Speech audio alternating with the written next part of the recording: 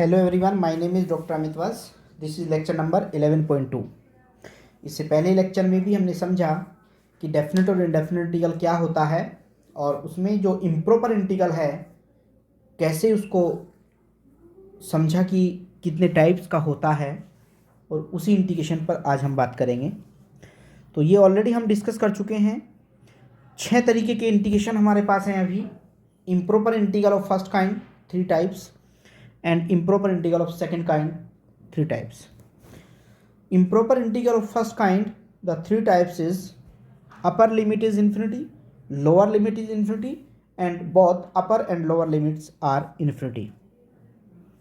तो सबसे पहले हम यही डिस्कस करते हैं improper integral of first kind क्या है।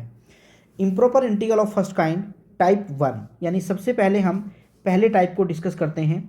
मान लीजिए कि जो टाइप 1 है, आपका जो अपर लिमिट है वो इन्फिनिटी हो गई है। इंटीग्रेशन की अगर अपर लिमिट इन्फिनिटी हो गई है तो इन्फिनिटी को डायरेक्टली हम इंटीग्रेशन में सब्स्टिट्यूट नहीं कर सकते। तो इसके लिए हमने क्या किया, एक वेरिएबल टी रखा इन्फिनिटी की जगह पर और टी को इन्फिनिटी टेंस कराया। यानी अब हमारा जो टी है वो टेंस कर रहा है, तो ये हमारी जब लिमिट आएगी ये उसको भी अप्रोच करेगा, उसकी तरफ टेंस करेगा। तो t tends to infinity a to t f x d x. Let करिए इस एफ एक्स फंक्शन का जो इंटीग्रेशन है वो मान लीजिए कि कैपिटल एफ एक्स आएगा। कैपिटल एफ एक्स आएगा तो T is upper limit and A is lower limit. Already आपने पढ़ा है अपर लिमिट माइनस लोअर लिमिट। तो सबसे पहले अपर लिमिट को रखा जाएगा, एफ टी हो गया, और माइनस लोअर लिमिट को रखा गया, एफ ऑफ ए हो गया। तो F of T minus F of A. इसके बाद टी इन्फिनिटी को टेंस करेगा, यानी ये लिमिट उसके अंदर सब्स्टिट्यूट कर दी जाएगी। यहाँ पर 2 कंडीशंस आती हैं। मे भी हो सकता है इस इंटीग्रेशन की वैल्यू एक फाइनाइट नंबर आ जाए। अगर ये फाइनाइट नंबर आएगा तो उस फाइनाइट नंबर को अप्रोच करेगा, इसलिए ये कन्वर्जेंट कहलाएगा। लेकिन मान लीजिए कि ये नंबर इन्फिनिटी आता है, यानी कोई फाइनाइट वैल्यू एग्जिस्ट नहीं करती, तो ऐसा जो इंटीग्रेशन होता है वो डाइवर्जेंट कहलाता है, यानी डाइवर्ज करेगा। तो इसका मतलब स्टूडेंट ये है, यहाँ पर जो इंटीग्रेशन आने वाला है उसकी भी 2 कैटेगरी बन गई हैं। एक फाइनाइट कन्वर्ज करेगा और इन्फिनाइट डाइवर्ज करेगा। और अगर ना तो कोई इंटीग्रेशन इन्फिनिटी वैल्यू देता है, ना ही वो कन्वर्ज करता है यानी फाइनाइट वैल्यू देता है, तो ऐसे इंटीग्रेशन को ऑक्सिलेटरी कहा जाता है। तो स्टूडेंट्स, हम फाइनाइट और इन्फिनाइट दोनों पर ही चर्चा करेंगे, दोनों को ही कैलकुलेट करेंगे। या तो डेफिनेट आएगा कोई वैल्यू, उसका डेफिनेट वैल्यू की तरफ अप्रोच करेगा टी टेंस टू इन्फिनिटी पर, और या तो वो टी टेंस टू इन्फिनिटी पर इन्फिनिटी को टेंस करेगा, मतलब एग्जिस्ट नहीं करेगा, तो उसे हम डाइवर्जेंट कह देते हैं। तो यहाँ पर 2 तरीके के इंटीग्रेशन हमें देखने के लिए मिलेंगे, कन्वर्जेंट और डाइवर्जेंट। ऑक्सिलेटरी का मतलब होता है स्टूडेंट्स ना तो डाइवर्ज करे ना कन्वर्ज करे, यानी जो फाइनाइट वैल्यू है वो जैसे +1 -1 -1 +1, यानी यूनिक लिमिट नहीं आती। अगर जो हमारा इंटीग्रेशन है वो किसी यूनिक लिमिट को अप्रोच नहीं करता, तो ऐसा जो इंटीग्रेशन होता है वो ऑक्सिलेटरी कहलाता है। फॉर एग्जांपल, इस एग्जांपल में देखिए, इस एग्जांपल में जो हमारा इंटीग्रेशन है उसकी जो अपर लिमिट है वो इन्फिनिटी है। तो हमने क्या किया स्टूडेंट्स, वैसे तो आप लोग इससे पहले भी ये पढ़ते आए हैं, लेकिन वो तरीका एक परफेक्ट तरीका इंटीग्रेशन करने का नहीं था कि आप डायरेक्टली किसी फंक्शन में इन्फिनिटी को रख देते हैं और वैल्यू को कह देते हैं आ जाएगी। हमेशा वैल्यू अप्रोच करती है, कन्वर्ज करती है। तो यानी अगर मान लीजिए अपर लिमिट इन्फिनिटी है तो मैंने उसकी जगह पर टी रखा और टी को इन्फिनिटी की तरफ टेंस करा दिया है, यानी limit t tends to infinity 1 to t। dx upon x का जो इंटीग्रेशन होगा वो log x होता है, और अपर लिमिट माइनस लोअर लिमिट, यानी log 1 0 हो जाता है और log t t हो जाएगा। बट जब अब आप t को इन्फिनिटी रखेंगे तो वैल्यू एग्जिस्ट नहीं करेगी, यानी ये डाइवर्जेंट इंटीग्रेशन है, डाइवर्ज कर रहा है। इस तरीके से हम अपनी इंटीग्रेशन की जो कन्वर्जेंसी है उसको चेक कर सकते हैं। एक और प्रॉब्लम हमने ली स्टूडेंट्स, इसमें भी देखा कि जो अपर लिमिट है वो इन्फिनिटी है। अपर लिमिट की जगह मैंने टी रखा और टी को इन्फिनिटी टेंस कराया, एक्स की पावर -1/2, यानी इसको इंटीग्रेट करेंगे, +1 ऊपर +1 नीचे, यानी ये इंटीग्रेशन कुछ ऐसा आएगा, t tends to infinity upper limit minus lower limit. जब मैं उसकी जगह पे टी यानी अपर लिमिट को रखूँगा तो यानी ये टी की पावर 1/2, 2 बाहर आ जाएगा, ये वाला 2 बाहर आ जाएगा, तो टी की पावर 1/2, और जब 1 रखेंगे तो 1 आ गया। बट टी को जब मैं इन्फिनिटी रखवाऊँगा, उसके अंदर टेंस करवाऊँगा, तो ये इन्फिनिटी को ही टेंस करेगा, यानी ये डाइवर्ज कर रहा है। एक और एग्जांपल हमने देखा कि अगर लिमिट मेरी इन्फिनिटी अपर लिमिट है तो उसकी जगह मैंने टी रखा, टी को इन्फिनिटी टेंस कराया, जो डेफिनेशन बन रही है 1/1 + x का स्क्वायर इंटीग्रेशन, यानी tan इनवर्स का फॉर्मूला है, तो tan इनवर्स x हो गया है, अपर limit minus lower limit, tan inverse T हो जाएगा, लेकिन 0 पर वैल्यू 0 होती है, जब टी को इन्फिनिटी टेंस कराएंगे तो tan इनवर्स इन्फिनिटी हो जाएगा, और वो π/2 होता है, यानी फाइनाइट, तो कन्वर्ज करेगा, यानी ये लिमिट, ये इंटीग्रेशन कन्वर्जेंट है। इस तरीके से हम अगर अपर लिमिट, यानी यदि अपर लिमिट में इन्फिनिटी आ जाता है तो हम इस तरीके से अपनी प्रॉब्लम को सॉल्व कर सकते हैं। कुछ और एग्जांपल्स मैंने आपके सामने रखे हैं स्टूडेंट्स, आप इन एग्जांपल्स को सॉल्व करके देख सकते हैं। जैसे 0 to इन्फिनिटी में sin x है, e⁻−mx है, dx/1 + x का होल क्यूब है। बहुत सारे एग्जांपल्स हैं जिसको हम चेक कर सकते हैं कि वो कन्वर्ज करेगा या डाइवर्ज करेगा। टाइप 2 पर डिस्कस करते हैं स्टूडेंट्स। मान लीजिए आपका जो इंटीग्रेशन है उसकी जो लोअर लिमिट है उसमें इन्फिनिटी आ गया है। अभी तक अपर लिमिट में इन्फिनिटी आ रहा था, लेकिन अब लोअर लिमिट में इन्फिनिटी आ गया है, तो हमने फिर वही लॉजिक दिया, टी को इन्फिनिटी टेंस कराया। टी को इन्फिनिटी टेंस कराने के बाद यहाँ पर मैंने -t रखा, क्योंकि माइनस में थी लिमिट। आप माइनस इन्फिनिटी भी टेंस करवा सकते हैं, लेकिन सही ये है कि हम इन्फिनिटी को टेंस कराएं।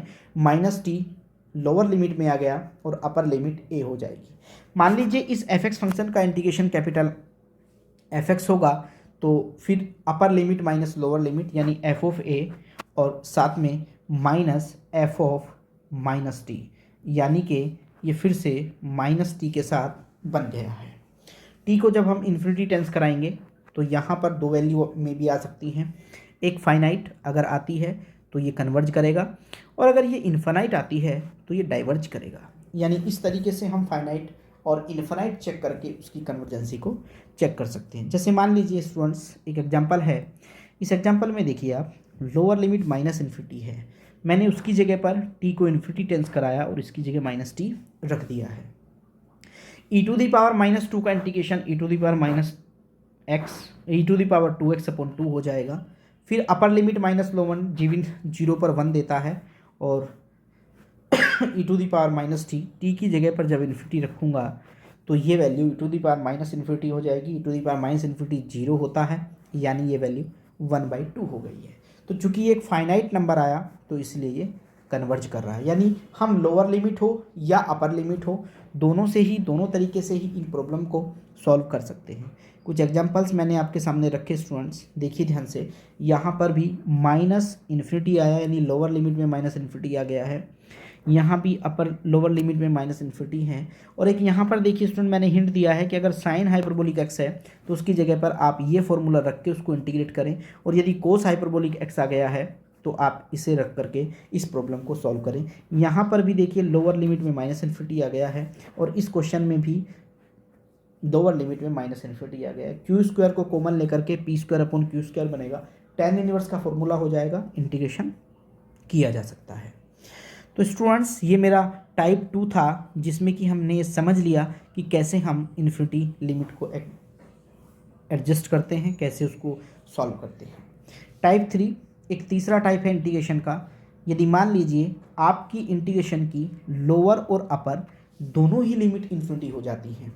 यदि अभी तक हमने ये समझा कि अगर दोनों में से कोई एक, अपर या लोअर, कोई एक आती है तो क्या करना है। यहाँ पर दोनों ही लिमिट इन्फिनिटी है, तो हमने क्या किया, -इन्फिनिटी से इन्फिनिटी के बीच में कोई भी एक रियल नंबर, यानी ये मेरे पास एक रियल लाइन है जिसमें कि ये -इन्फिनिटी है, ये इन्फिनिटी है, और यहाँ पर कहीं भी मैंने एक नंबर a ले लिया है जो एक फाइनाइट नंबर है। इस a को मैंने बीच में डाल दिया, और इस a को डालने के बाद हमने क्या किया स्टूडेंट्स, कि हमारा जो इंटीग्रेशन है -इन्फिनिटी टू a और a टू इन्फिनिटी हो जाएगा। यानी हमने उसे दो इंटीग्रेशन में ब्रेक कर लिया है। अब इस इंटीग्रेशन में देखें तो लोअर लिमिट -इन्फिनिटी है, और दूसरे इंटीग्रेशन में देखें तो अपर लिमिट -इन्फिनिटी है।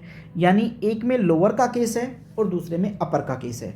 तो जिसमें लोअर का केस है उसमें मैंने t टेंस टू इन्फिनिटी मान लिया है और उसकी जगह -t रखा। दूसरे में मैंने अपर का केस है t dash tends to infinity मान लिया है और उसकी जगह टी डैश रखा, यानी दोनों के लिए मैंने अलग अलग रख दिया है।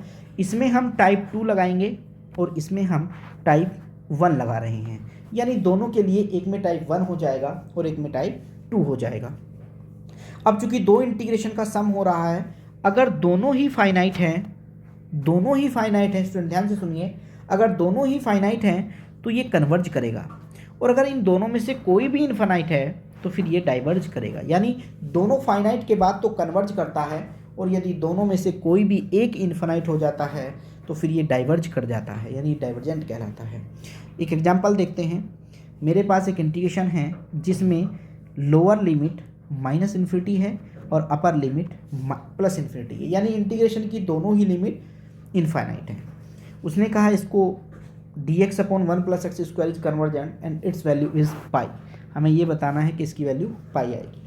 तो माइनस इन्फिनिटी और इन्फिनिटी के बीच में मैंने एक फाइनाइट नंबर 0 डाला, ये वो 0 है जिससे कि हमारा इंटीग्रेशन ब्रेक हो गया है। ब्रेक करने के बाद हमने देखा एक में लोअर लिमिट माइनस इन्फिनिटी है और एक में अपर लिमिट प्लस इन्फिनिटी है।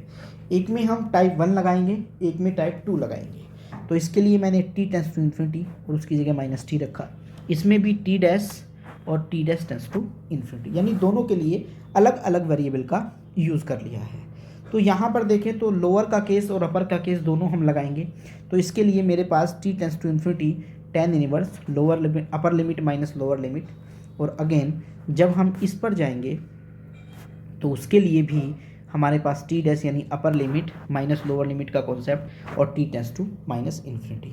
यानी स्टूडेंट्स पहली वैल्यू पाई बाई 2 आ गई है, क्योंकि tan inverse infinity pi by 2 होता है, और दूसरे से भी मुझे पाई बाई 2 मिलेगा, यानी वह भी पाई बाई 2 दे रहा है। दोनों मिलकर के पाई बनाएंगे। Pi is the finite number so it is convergent, यानी दोनों का सम एक फाइनाइट नंबर आया, इसीलिए हम कन्वर्जेंट कह रहे हैं। एक और इंटीग्रेशन हमने देखा स्टूडेंट्स, इस इंटीग्रेशन में देखें अगर तो माइनस इन्फिनिटी टू इन्फिनिटी दिया गया है, यानी इस इंटीग्रेशन में भी माइनस इन्फिनिटी से इन्फिनिटी है। तो इसी तरीके से हम सॉल्व कर सकते हैं। इंटीग्रेशन करने का तरीका, आप इसमें से e to the power minus x को कॉमन ले लेना। जैसे ही आप कॉमन लेंगे तो ये e to the power x upon e to the power 2x plus 1 हो जाएगा, और उसके बाद ये tan इनवर्स का फॉर्मूला बनेगा, यानी ऐसे हम सॉल्व कर सकते हैं। एक और एग्जांपल मैंने रखा आपके सामने, उसमें भी माइनस इन्फिनिटी से इन्फिनिटी आ रहा है, यानी इसको भी हम इसी तरीके से सॉल्व कर सकते हैं। तो स्टूडेंट्स ये एक इम्पॉर्टेंट टॉपिक आपके सामने मैंने डिस्कस किया। नेक्स्ट वीडियो में हम डिस्कस करेंगे proper integral, improper integral second kind, यानी जिसके 3 टाइप हैं, उन तीनों टाइप्स को हम डिस्कस करेंगे कि कैसे हम अपनी प्रॉब्लम को सोल्व करते हैं। तो student next video is very important video, so please continue. Thank you very much.